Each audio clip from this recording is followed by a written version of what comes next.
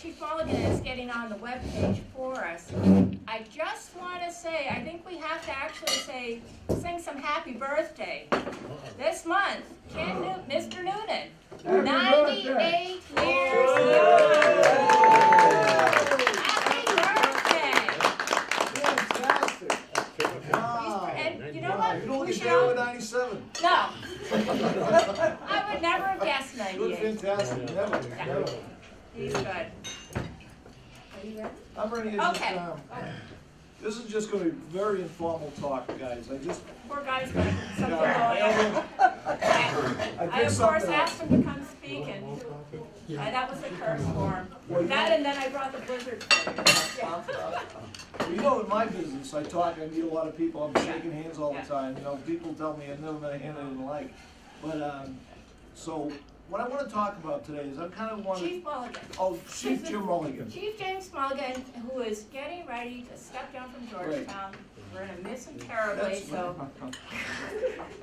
we're already crying. I've been your chief for 10 years now. Before you get into your regular talk, I had one question that I think probably a lot of people would be interested in, and that's your reaction to some sort of gun control or that whole issue at this point. I don't know if you want to get into that. Maybe we'll let him do his talk. Well, let me just say this about gun control, okay? I think the Second Amendment gives everyone the right to carry firearms, all right? In my experience, and this is 40 years as a police officer, okay, the vast majority of people who commit crimes with weapons, the vast majority are not people who seek licenses, who go and get background checks. They've stolen the weapons, they've taken them from some other way, they're robbing banks. So I do think maybe they should tighten it up at the gun shows and all that, so you do know who has firearms. But if we go to Newtown, for example, if we talk about Newtown, that guy took his mom's guns and weapons. We wouldn't have known about him anyway.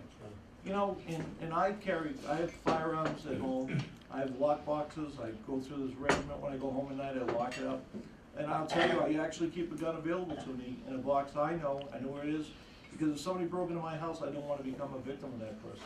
So, gun violence is perpetrated by different ways, but I don't know, I don't know, sometimes we overreact to a situation. I think what happened out there was awful, terrible. We responded to it here in Georgetown. But it's not the only one, that's the problem. But These go on almost yearly. Yes, they do. But what I'm saying is, I don't know if it's licensing, because the people I deal with don't carry licenses. The mental problem is 99%. Yes, and let me tell you about that. They've made it decriminalized. In our day, okay, when you had a person who was mentally sick or was an alcoholic or had problems, we could actually take action and arrest that person, take that person, get them into a county jail, and they would dry out there, they'd get fed, they'd get healthy. And all the people who had the best intentions said, let's decriminalize it. So now you decriminalize it, and now the state has nowhere to put those poor folks. So the homeless stay out on the road, the alcoholics don't get into the jail, county jail. So the cops are just purveyors of what the public tells us, all right? We just do the job. I don't make laws, I follow the law. If you tell me that, like now, we decriminalize marijuana tonight. I wish we'd legalize it, so I didn't have to deal with it at all, because we have an ounce of marijuana, under an ounce. We summons a guy. If they don't want to go to court, they don't have to go to court. So don't take the meat out of what we do. So does that lower the officers are interested in doing it, because they know if somebody doesn't want to pay the fine, it's a freebie, so I'm not a liberal, I'm a conservative. I believe in law and order and all that. I've been doing this my whole life. My father did it, my brother's a police chief. So I do believe in we should know who has the firearms and everything, but at the end of the day, if you take the guns away from people like you and me, people who have guns will not be, they'll be criminals, but they'll still have them too. And that's my personal view. I don't speak for the Georgetown Police Department, the town of Georgetown. That's Jim Mulligan. Guns don't kill people, people kill people. I'll tell you guys, and I'll wrap it up with this little, I responded to a call one night, and there was a fellow on the ground, and he was sick, and he was asking for his father, and I looked, and he had a little cut. It was just a little cut like that. I'll never forget it. I was a young sergeant, and he was killed with a knife, and it went like this. So, and he died of internal bleeding while we waited for the ambulance to get there. So people kill people, and they kill them with baseball bats, they kill them with knives. People, if someone is motivated to violence, I can't stop them, I know that. The one thing I've learned in my career is we can't stop people motivated to violence. But, having said that, I am getting ready right now to retire from the police department. I've been the chief of police in Georgetown for the last 10 years, and I've really loved it. It's been my favorite job. I wrapped up my career in New Hampshire, and I came here to Georgetown. And I just want to talk a little bit about those 10 years, the experience I've had here. You know, I've been very fortunate in my career. I've done everything you can do in law enforcement. There isn't any job I haven't had, from patrolman, sergeant, detective, lieutenant, captain, chief, deputy chief. So I've had all that experience. But when I got here in Georgetown a few years ago, I found out it's a great town, and it was a great police department, but we were backwards. We didn't, for example, we didn't have any outside, we didn't have email outside our department. We didn't have computers that were linked up to anything but our department, all right? So myself and my staff have spent the last few years kind of upgrading things. And I just want to talk about some of the technology you're going to see. For example, I brought a cruiser with me today. And at the end of the talk here, I would ask you to come out and take a look at the cruiser. And I think you'll be pretty impressed. It's a brand 2013 unit. It's got all the bells and whistles, as they say. You know, but these are things that in my day, when I started in 1973, didn't exist. All right. Today, I'm gearing up for the storm that's coming up in the emergency management director here in town. All day long, I've been on this smartphone. All right. I can go on here and I can access my emergency management plan. I can talk to every member of the department-wide emergency management team. Not only can I talk to them, I can push a button, I can actually conference with all of them. I can go into this thing, boom, I'm connected. You know, it's amazing. If you ask me a question about something, I can go into the internet, I can type in a few words and I can find out anything I need on this phone. I've just upgraded my entire staff. We have a command staff. Through a grant from the state of Massachusetts, MEMA, I applied for it, I was lucky enough to get a grant. So every staff member, that's the 2 lieutenants, 2 sergeants, and detective supervisor now carry smartphones. So we coordinate everything on our smartphones through what they call the cloud, which is a free database in which everything's locked in. So it's 2013, so we're doing pretty good, right? All right. This is the iPad. You probably heard about the iPad, okay? I carry an iPad. I carry this everywhere I go. I can communicate with the department anytime I want. I just hit this switch. That's our web page. I can access my web page on here. Let's say, for example, I want to activate a code red, okay? I can actually go into this, the code red system from the mountains of New Hampshire, all right? And I can activate code red. You know what the code red system is? That's a reverse 911. I can sit there, put in all my codes, type a number, and then I have activity codes and launch codes, and I can call you all in town. I can, whatever the announcement might be, you know? There's a mouse loose in the school. Carol, superintendent. So, whatever it happens to be. This also is our window on the Georgetown Police Department, this particular webpage. When I got here, one of the things I wanted to do back in 2003 when I was being recruited for this job, I wanted to know about the Georgetown Police Department. I looked it up, I went to the web, I wanted to know about your police department. And I remember telling the Board of Selectmen, it's very difficult to find any information about the Georgetown Police, any information. Well, I'll tell you guys, if you go on my webpage right now, there is information on everything. One of the things I'm proud of, something we worked on, this is something that comes up on our webpage, and it's available to anyone. And this is maybe you've seen this or not. And I know this is small, but you'll get the idea of it. So we have what we call the community policing video. And this is a video on the Georgetown Police Department. So anybody wants to know about us? The Georgetown Police Department is the primary law enforcement agency in Georgetown. So we have a little ad with this ad commercial. Professional and dedicated law enforcement officers and civilian staff. The Georgetown Police Department is a community police department, building partnerships in Georgetown with citizens, other town departments, and the community. Took took me a day to put this together, and the cable company, cable system, Charlie's group, edited it for me. Modern man, huh? Modern man.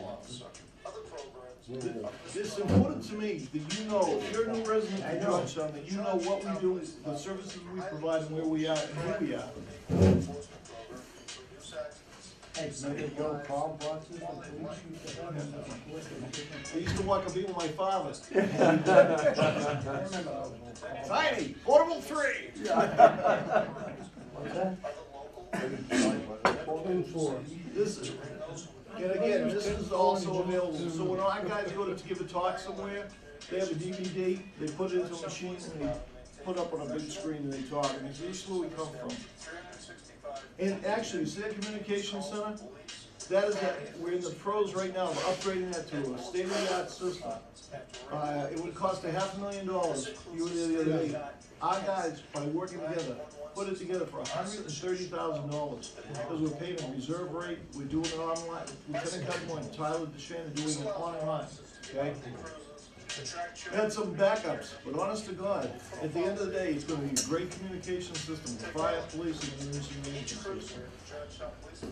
So, and like I said, this is some of the things I wanted to tell you. When you go out to see our cruiser, our offices now, it's in a laptop. Every officer in our department can communicate with the headquarters, whatever's going on the radio.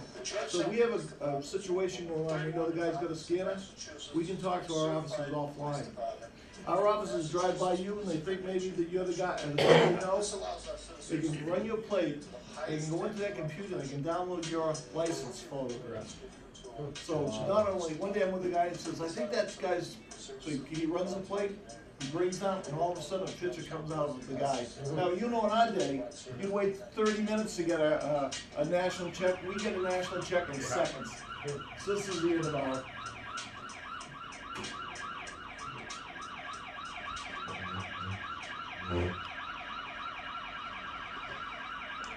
And then, drives my wife crazy. Keeps them on their toes. So we're back to our thing. Now, we've gone here, we've got a thing about, we're doing a new drug drop-off. So you get prescription drugs at your home, all right? You can come to our police department, we have a mailbox. In that mailbox, you just put your drugs in there. This gives you a little brief description of it, and we dispose of them. What's that do for you? So if somebody breaks in your house, or somebody comes into your home and is trying to steal your drugs, right now, one of the things that happens in families, drugs, OxyContin, and a lot of people, some of you may have been prescribed OxyContin. That is the #1 drug these guys want, okay? So what they're looking for is OxyContin. If they can get in there, they can sell that pill for $50, $60, one pill. It's like a heroin high, you know? So they go to home. So we're asking you, listen, if you have these drugs, please bring them in. If your doctor stops prescribing this, dump them with us. We'll take care of it. We'll go through the DEA and we'll square it away for you. Okay, we just put a school police officer back in the schools because of Newtown. I went to the Finance Advisory Committee last week, and I literally begged them to give us the money to put a part-time officer back in the schools 5 days a week. And they were resistive, but you know what? They stood up and they funded this. It was only $11,000 until now, until the end of June. And they said to me, well, you know, I said it's a Band-Aid. And they said, but it's only a Band-Aid, what's the matter? And it's only one cop. Because I know, from my experience, that if I put a police officer on a corner and you drive by, you're gonna slow down. That's all I gotta do. I don't have to have the guy running right. I just have to have that marked unit there. So if I can have this guy go between our 3 schools, have the vehicle visible, and have somebody who might think about bringing those children, see a cruiser, or have an officer who's so responsive and dedicated to that, he's dedicated, he can go, and we'll all come and help him out, but that one person won't be doing anything other than watching over our kids for the next 3 months, because my biggest fear, and I want to say this, is copycats. You know, people sit at home and they're doing crazy things and they're thinking crazy things, and why not? People who do these have nothing to lose. That kid who went to Newtown, he decided he was going to die that day. And that's what they all do. That's an MO. I got into this when I was up in New Hampshire, and I've studied serial killers. I'm a graduate of the FBI National Academy. When I was at the National Academy, they brought us down to the behavioral science room, and they talked to us about how people make these decisions, how they think, and how they react. They can even tell you that about the height, the background of these folks. This guy fell right into the profile of a serial killer, or a person who would respond to a school and take out his violence on the most defenseless among us, because that's what they do. And as soon as the police arrived in that scene, and this is documented, he killed himself. As soon as the cops showed up, he wasn't going to get in a firefight with them. He killed himself. So, Chief of Police, we have 3 schools. We're a dedicated school system. I want a police officer in there, along with all the other good things the schools are doing. The schools have secured those. So you know, and I know we got a camera, but this is a great system. When we have our new communication system up, every school in this town will have cameras in every hallway. So we have an active shooter training program. We do code blues. We will be able to see every hallway of every school. So if we get a call, we'll be able to go right to that school, and our dispatchers will be able to tell us that person is in this hallway at this location. How do you feel as a police officer to be in a situation where you're outgunned by someone that has a semi-automatic rifle with a 50-round clip or whatever? We're not outgunned here. I'll show you that in the cruise.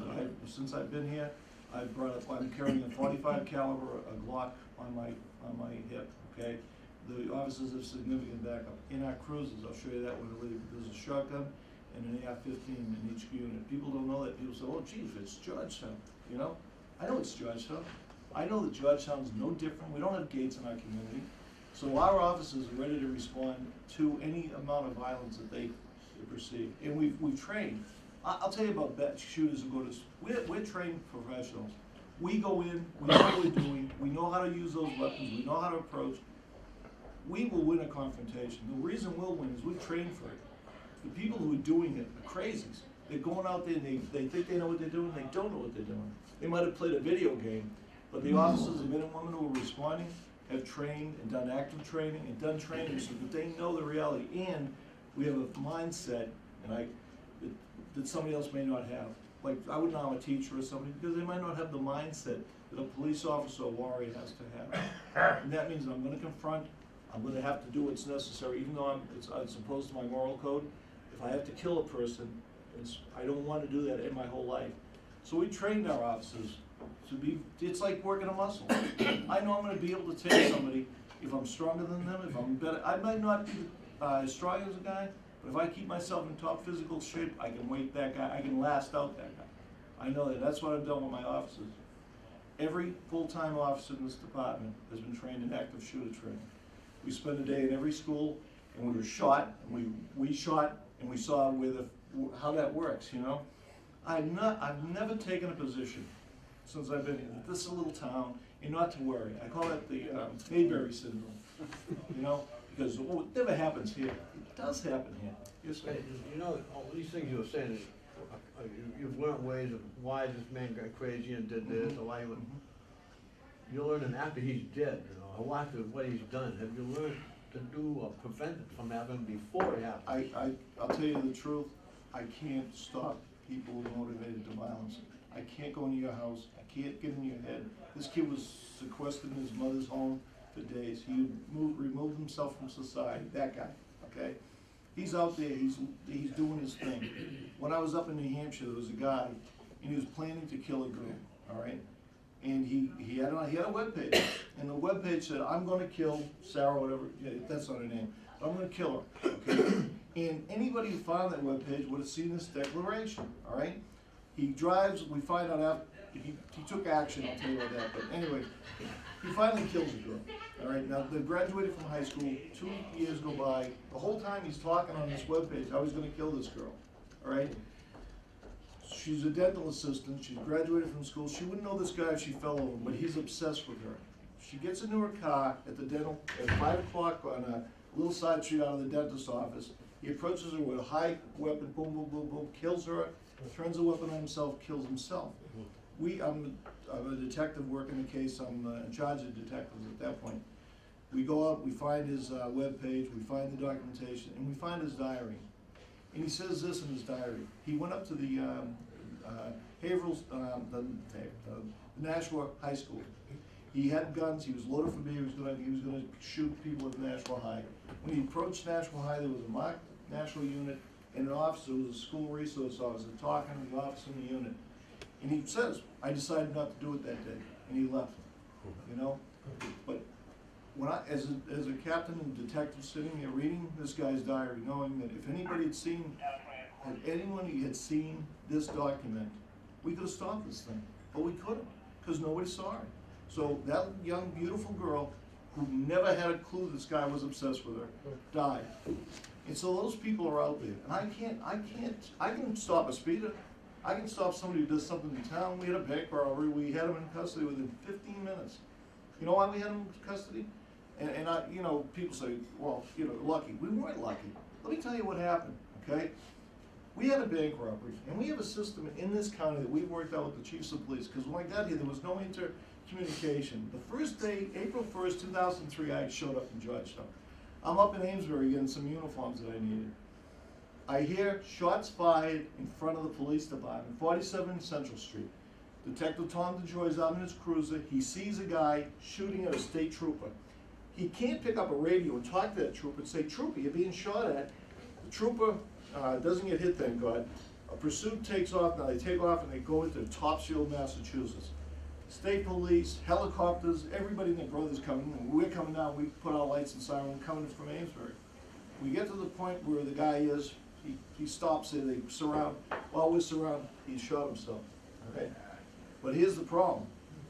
I said to myself, in New Hampshire, they had a digital communication system. You could talk to everybody in the state. All you had to do was tack in your phone. You know why that happened? Because 3 people were killed up in the mountains, and they couldn't talk to each other. So here we are, 2003. We can't talk to each other. So the Essex County Chiefs get together, and we find a BAPR, which is the Boston Area Police Radio Network, and we dedicate that one network, not channel, to us. So today, something major happens. Bank robbery happens in Georgetown. This is exactly what happened that night. Bank robbery goes down. The dispatcher tacks on that BAPR. She says, all units, BAPR, when you had a bank robbery. That BAPR and radio goes to Newbury, Groveland, Raleigh, Salisbury, all in Essex County, and the state police. State police here, we have this. A citizen calls us up, another dispatcher heard it, says we have a suspect vehicle.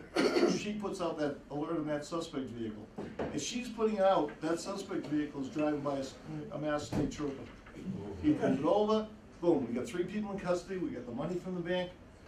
It's there. We call, we get the girl in, a young girl from Ballpate walks in, and I'll never get the interview. We had it on videotape, but I'm watching from another room. And the detective says to her, "You know what you're here for?" She says, "Hey, I robbed the bank." But the point I'm making, that didn't happen by accident.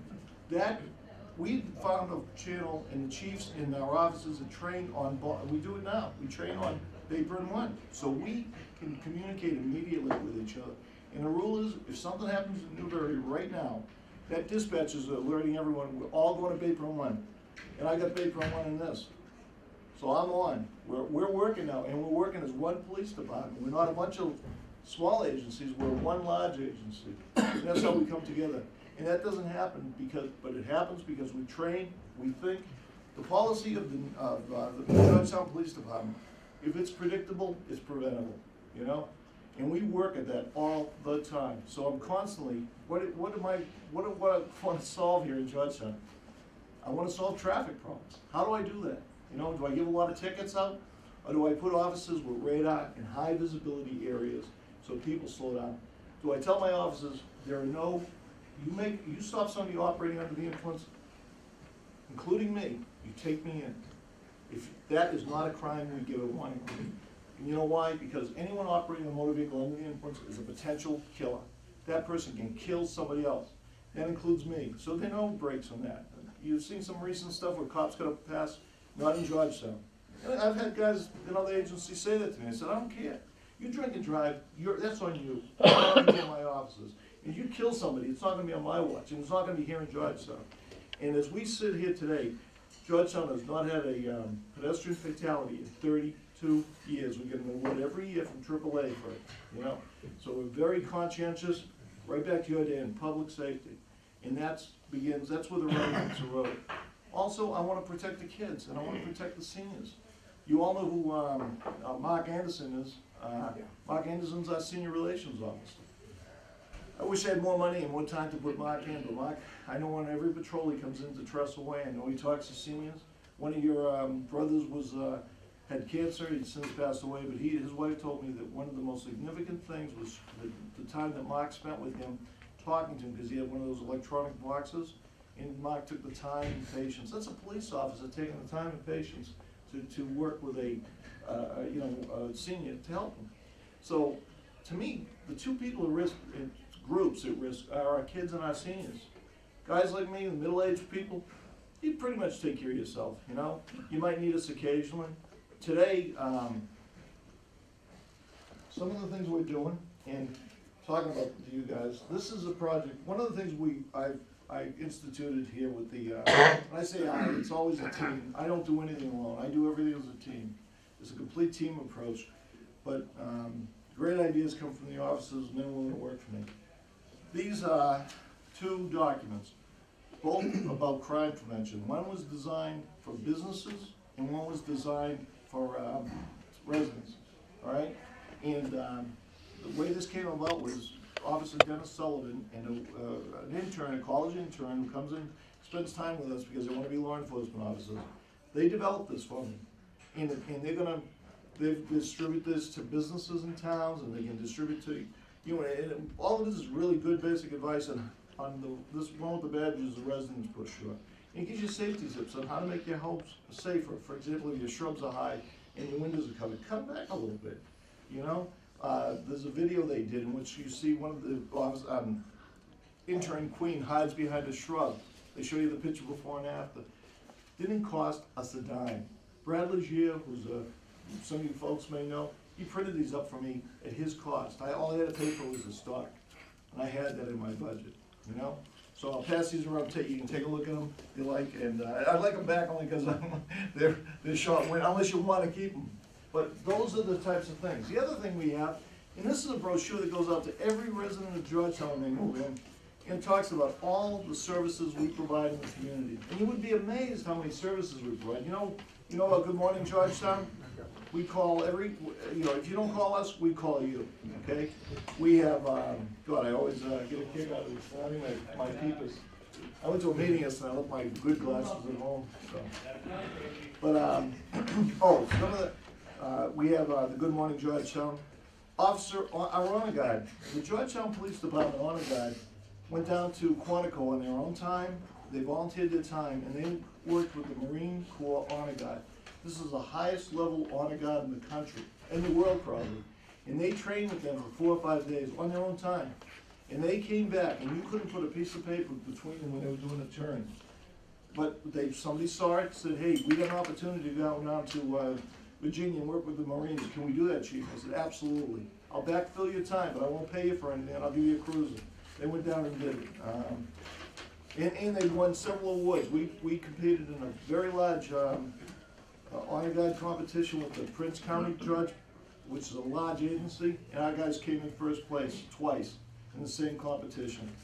And they competed with the Red Sox, the Celtics, and the Bruins.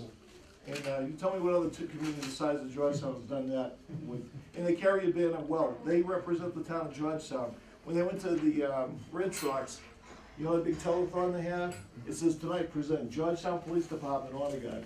It's pretty cool, you know. That's our town.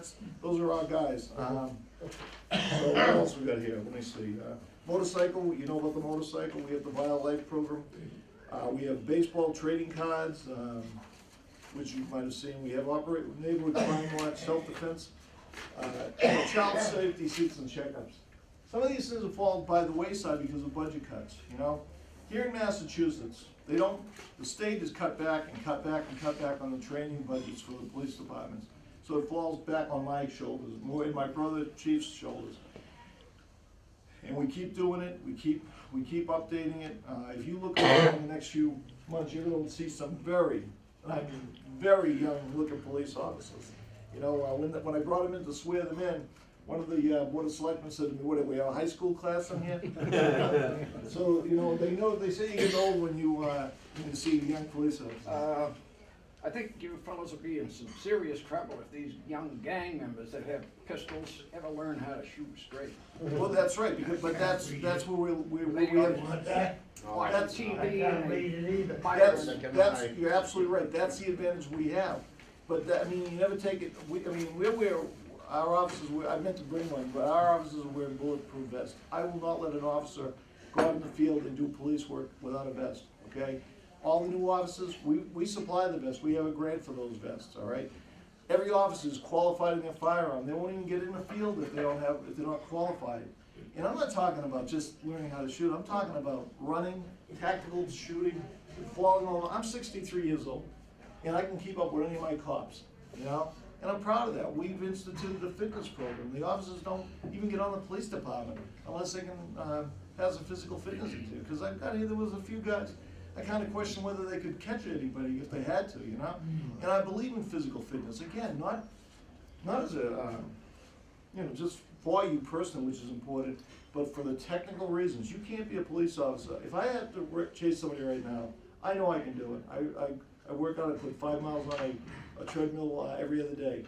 So I'm not a tough guy, but I know I gotta keep myself in trim. I know I gotta be able to do the job. If I have to take somebody on, I won't outlast that person, you know? I'll tell you, I don't wanna get in too deep, but my last arrest, and it will be literally my last arrest, was the day before Christmas at a domestic incident here in town. And I said to somebody after the guy was transported, I said, take a good look at that kid. He is my last physical arrest. I will not arrest anyone else between now and then. I don't want to arrest anyone. I'm getting too old for this stuff. The guy was running and he wanted to fight. So, you know, but the point I'm making today is, today in Georgetown, you have, and I'm not just saying this, I know it's easy for me to sit here and be the champion, but let me tell you what happens in Georgetown on a weekly, daily basis. People call us up. How do you do it? We're fully accredited. We're one of 34 departments in the state who are fully accredited. We're on our second accreditation. Lieutenant Don Cudmore is the accreditation manager. He gets called up every single day saying, how do you do it in Georgetown? The other day I had a visit from a chief and a lieutenant wanted to do a promotional examination. They wanted to know how we did it. And when they left, we gave them everything we had. We showed them how to map out how to do this promotional exam so it's fair, it's not political. And then they called us back and said, can you suggest 3 chiefs we can have to go there? We gave them the names of 3 chiefs. But we actually gave them a promotional package. Don Cudmore works with Gloucester PD and all these places for accreditation, but they're not accredited yet, you know? So when you're talking about this agency, you're talking about one of the finest law enforcement agencies in the North Shore, and I would say in the whole county. This excellent, excellent men and women who work for you. Believe me, take this to the bank. If you want to be a Georgetown police officer in 2013, you literally have to walk on water. And I'm sorry. People say, well, that was 2 years ago. I don't care. It doesn't work for me. The best indicator of future behavior is past behavior. And I'm sorry you had a problem, but if you did, you're not working in the Georgetown Police Department. I'm not putting that out to the public. Because you have to know, as my citizens, and every citizen should know, if a police officer comes into your home for any reason, you can trust that person. A police officer is handed a gun and a badge and given the authority. That is a person you trust. That's a person who's got high moral values. That's a person that I have full confidence in will do the right thing, not only when we're watching, but when we're not watching. That's my promise to you. As I go out the door in June, when I walk away from my GPD, I know that the team, have built one of the finest law enforcement agencies around. We're cutting edge, we're 21st century now. There's nothing out there that we don't do when we don't exercise. No cutting edge. When I show you the cruiser, which is the last thing, it's amazing. When I started in law enforcement, you got a cruiser, you walked the beat. I walked beats when I was a kid. Now you got a cruiser, just like that Adam 12 show, you know? Yeah, I'm in service, boom. And there was no fire, there was nothing, you know, we carried 357 Magnum, but my dad and Lowell carried a 38 6-shot, you know? And today, I mean, the firepower and the stuff we have is amazing, you know? So I kind of wanted to come in, and I don't know, you know, time is always limited. You know, I gotta go back and I have to set up, the emergency management director, so I have a meeting when I leave here, and we're gearing up for the next storm of the century, you know?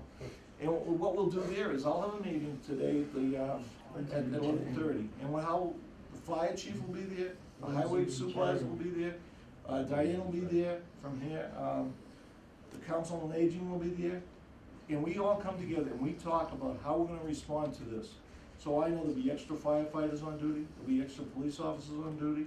We're asking the town to slow down. I'll probably put out a code red today asking people to shelter in place, stay at home, charge your cell phones, you know, do not travel if you don't have to.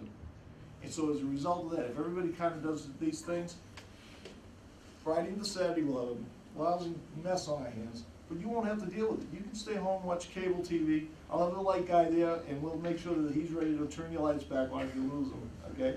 If you do lose them here, we have, working with Diane in the past, we've got a full-time generator now. So this building will be heated and warm, so anybody in Trestle Way or any senior wants to come here, we got a warm place for you, you know? So you'll be warm, cozy, and calm, and this is a good place, because they've got a kitchen, we can get food or whatever you need, all right? It's better than the high school, which is our other alternate place. So the point I'm making is, in the last 10 years, from where we started, and I say we, until where we're in, it's been excellent. And I feel like I'm passing the baton on to the next generation of police officers, you know? So I can go off into the sunset, you know, and they'll look back and go, who is that mask? But I gotta tell you this, in my 40-year career, the best part of my career, and I didn't think this was gonna happen. When I left Nashville, I thought that was it, I'm retired. And I didn't even know I was coming to Georgetown until like 4 months before I ended up here. This has been the best experience of my life. The best experience, the best community, the best officers, the best of everything. And I've had the best relationships with people, because it's one of the finest communities in North Shore. It's a gem. People don't even know this exists out here. You know, it's kind of like, it's almost out of the old days. You know, in the summertime, I'll come into this community in the evening, and I'll just patrol. I want to see what my officers are doing, where they are, and how they're up to. But what I see is I see little kids on their bicycles, riding on the sidewalks, innocuous of danger. I see moms and dads, and I see folks like yourself out for a nice evening walk. I go to the concerts there. It's something you can't quantify, but it's something that other people don't enjoy. You know, and we're so used to it, we don't recognize it. But there are communities where you can't do those things, you know? And I feel that the Georgetown Police Department is a big part of that our efforts. And Dave Thompson, who's our court liaison, Lieutenant Dave Thompson, tells me all the time, people tell him all the time, don't do it in Georgetown, you know, up at the court. He was walking by once and said, oh, those Georgetown cops, they're SOBs. Thank you, that's music to my ears. I don't want you to come to my town. Go to somebody else's town. And I was explaining to somebody once, my goal was to push it all out into Groveland. And the guy said, hey, I live in Groveland. I said, but that's his job, to push it over the sun until we push it into the ocean. You know, so that we're all doing our jobs the same way, so that you don't feel comfortable coming into a community and victimizing anybody, you know? The police have a lot of challenges. In 2013, we have challenges that didn't exist in '73. The internet is an outlaw land, okay? And I can't protect you from the internet, I can only educate you, you know? There are people out there now who are scamming, they're amazing how they scam people. We had a woman in town, she'd already sent like $100,000 to them. She's at the bank, we found out about it, we tracked her down, we found her, she's at the bank trying to take more money out. And she still wouldn't believe us. She thought she won this lottery, and these scammers up in Canada had her. So you say, well, what can the Georgetown police? Well, working with the Canadian authorities, Georgetown PD worked with the mounted police up in Canada, and we got those guys, and we arrested them up there, but they arrested them in conjunction with us. So we work with the FBI, we work with the DEA, we work with ATF, we work with everyone. In my office, I have all these coins, and if you went in there, you'd see coins from every federal agency, because we work with them. One more thing I'll tell you, which I thought was, we had a guy come to town, and he had raped a 12-year-old girl. And the way he met that 12-year-old girl is he met her on the internet. We found out about it, so one of my officers purported to be a 12-year-old girl to get him back into town, you know? And although we didn't get him back in town, we located him, and he was going back and forth. We got him at the computer, in Lowell, Mass, sitting at his computer. My officers went to Lowell with Lowell PD, hooked him up. So we took him off the streets. He was a guy who raped, he was trying to rape another little girl, you know, and this is on the internet. He's in Lowell, but he's gonna look, and when he raped the girl, he raped her up at the VFW parking lot. And he never heard about it, you know, because these things happen like in a vacuum. So I want to thank you guys. I want to thank everybody here today for your attention to this. I do want to go out to this Trader Cruiser, you know, because I think you'd be impressed with what's out there. You'll see the firepower that unit has. And that's about it from you guys. Thank you so much.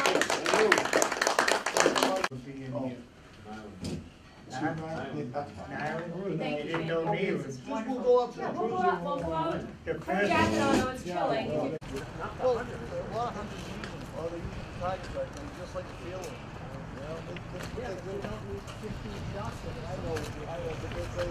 As soon as we show up in the scene, we get a medical call, the officers grab it.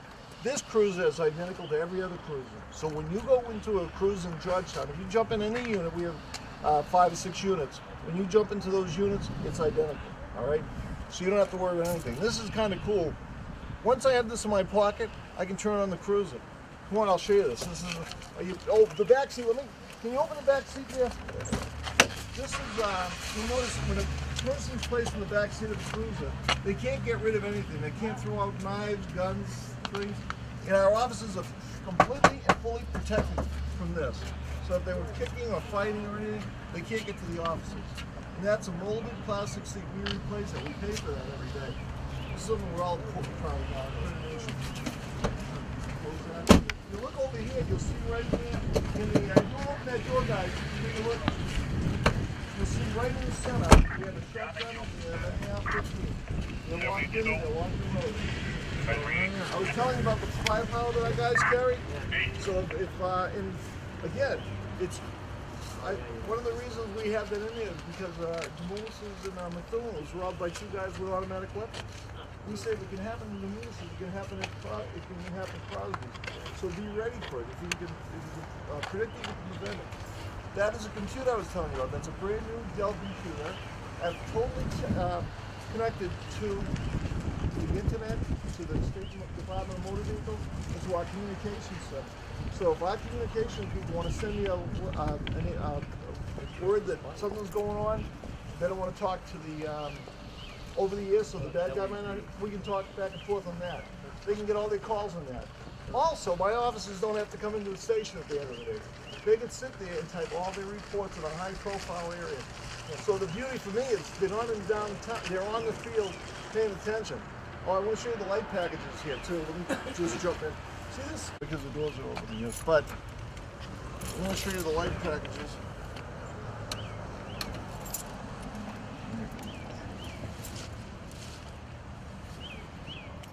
This won't do it. No.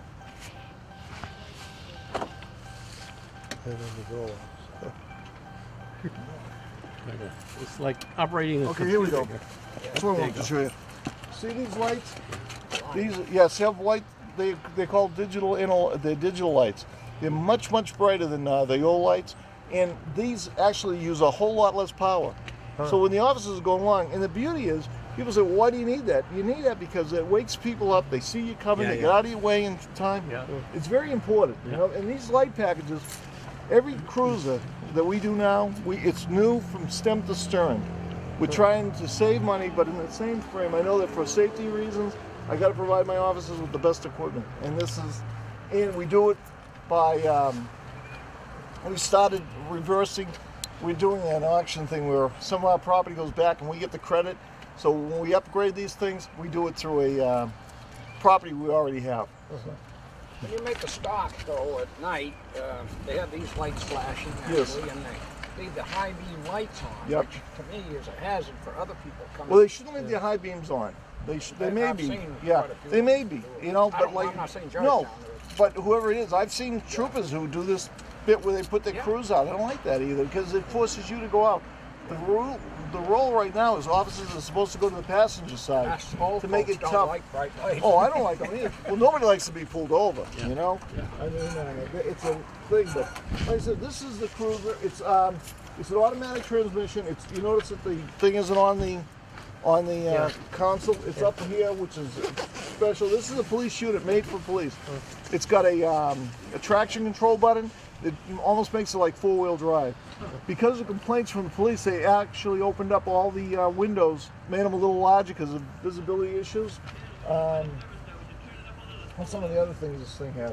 It's got a six-cylinder engine in it, so we're using less gas when we were on patrol. We always drove V8s before, so now we're 6. It's much smaller, and our officers have had to adjust to it, you know? Fast bullet. Oh, it'll go fast. I mean, I don't know exactly how fast, but in test rides, this can beat anything, but I don't want my cops going fast. That's what radios exist for. When I'm doing 95, I'm 95. I mean, I should be more careful. Well, you should, these guys can catch you. But on each end, I'll tell you, and so people don't know this, on both ends is a radar cone. So when an officer's pulled over and you're driving by, he's monitoring your speed behind him and in front of him. So he's actually watching you both ways, you know? And this is a little speed radar thing he has up here. It's equipped with a complete scanner, so they monitor all frequencies of the police, highway, fire, everybody. So we monitor everyone. So if something happens in Raleigh or Newbury, we'll know immediately. And you'll hear my officer say, "Did you pick that up in Raleigh or Boxford?" "Yeah, I got it." So they know something's going on, you know? And we don't think of ourselves as one police force. We think of ourselves as a united police force. That 9/11 in Middleton, the new one they Yep. got, that is an operation. Yeah. That's not operation. That's going online in July. But we're not part of that system, you know? I gotta tell you something. Yes, sir. I'm from Maine, right? Yes, I live sir. in town, but I am from Maine. Yeah. There was a Maine state cop coming down the Maine Turnpike. He was doing everybody was going kind of 60, 70, 80. I mean, everybody was doing the same. So he happened to be near a woman that was driving the same distance, alongside of him. Yeah. He noticed that she was not only driving 85, she was a poor old woman. She was also knitting with a couple of knitting. Oh, needles. geez. So he pulled her over, put his word to her, and says, "Ma'am, pull over." She says, "No, it's only a scarf, officer." One thing I found is these lights are so good Yeah. that, you know, the cruiser that's parked outside of the school in Groveland, Yeah. right on the main road here, Yeah. he was standing by his cruiser. I didn't see him Yeah. until he walked away. Yeah. Yeah. They were so bright. Yeah, You couldn't tell there was anybody it's the standing latest in there. technology, you know. When I started, we had a bubble on the top. Now we got these things. You know? So, when I was a detective, remember the old Kojak days? I used to. Yeah, well, remember the Kojaks when he used to throw that? I had one of those when I was a detective. I threw them. Speaking of guns, you know, I'm all in favor of guns, you know, rifles, because I hunt a lot. Yeah. So, but the thing of it is, you don't need an AK-47 to go deer hunting. I know. I agree. They shouldn't sell them at all. I'm not a. Not rifles, but I mean guns. The only gun I have is the one they gave me in Nashville when I retired. I don't have any guns. This gun's going back to the headquarters. I I'm love not a guns. gun nut. Don't get me wrong. I'm not up to, you know, but I know in my business you better know what you're doing with one. All right? No. Well, this is Well, thank you. My pleasure, guys. Thank you. Pleasure to see Thanks you a lot. as always. Thank you. Great seeing you. Yeah. Thank you, Charlie, for everything. Can I get a permit to carry